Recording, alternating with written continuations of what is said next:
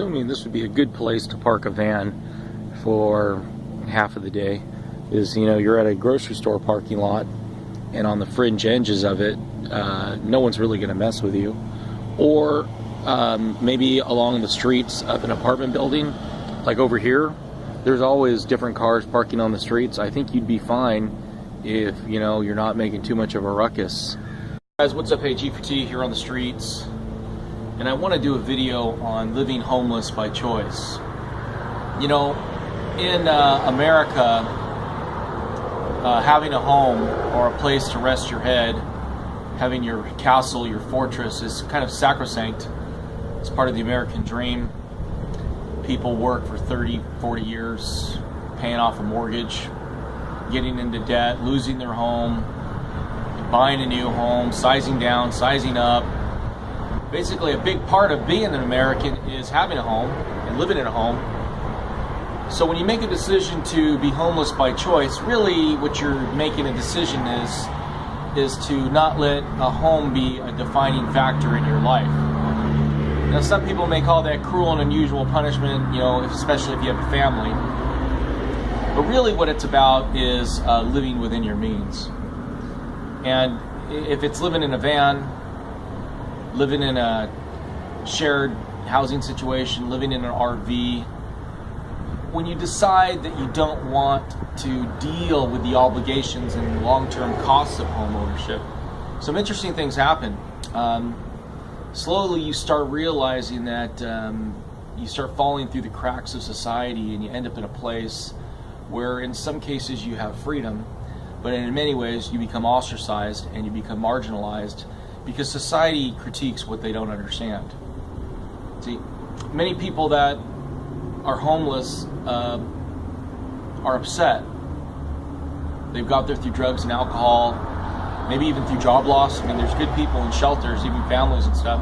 But when you make a conscious decision to live a minimalist lifestyle and say, you know what, I am not going to let a home or the costs of a home take away my freedom, put me in indentured servitude, make me obligated for a lifetime, get into massive amounts of debt. When you make that decision, you start seeing what living is like in reality without the benefits of government-supported financing, so on and so forth. Here's the situation. Unless you're rich and you can afford a home and you can buy it cash, or your payments are very low, for many Californians, they're spending 30, 40, 50, sometimes higher percentages of their income just to live in a house. And that, to me, is insanity. I did it.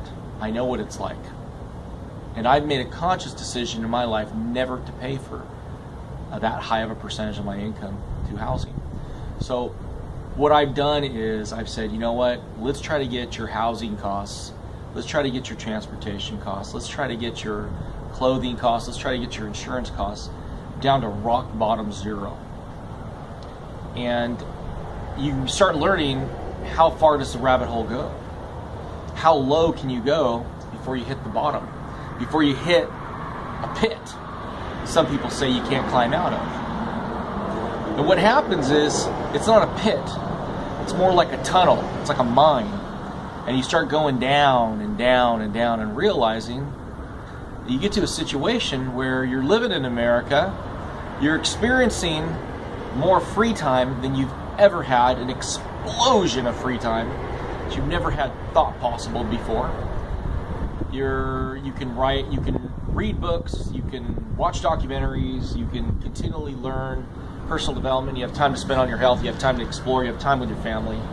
You start learning that really what we're set up here, if you look on the streets and people driving around on the traffic, I mean, really what we have is a rat race, a treadmill, keeping up with the Joneses, whatever platitudes or sayings that you want to repeat. What we have is a race. It's a competition. It's a competition to death. And you're racing that treadmill, and the end is death and burnout, major disability, where you cannot function anymore. So what I did is I just sped up the process and got to the end. And the end ain't so bad. The end ain't so bad. Because now, what you start to see is that it ain't too bad being at the bottom of the rabbit hole. You got time to ponder, you got time to think, you got time to work on your health, you got time. I mean, I'm probably going to writing an ebook soon. There's different projects you can work on, there's friends that you can talk to, there's places that you can visit. There's time to have those conversations you never had time before because you were running around working for the man. Nothing wrong working hard. I've done it, I've been there. I know what it's like. But you know what's great? What's great is when you're out of debt and you live within your means and you cut your expenses down to zero, then you know what? You become an anomaly. You become a situation where people don't know what to think of you. I see people driving by and they're looking at me and they're like, who is this guy? What is he doing? Why is he talking to a camera? And you know what? The situation is this. It's about minimalism.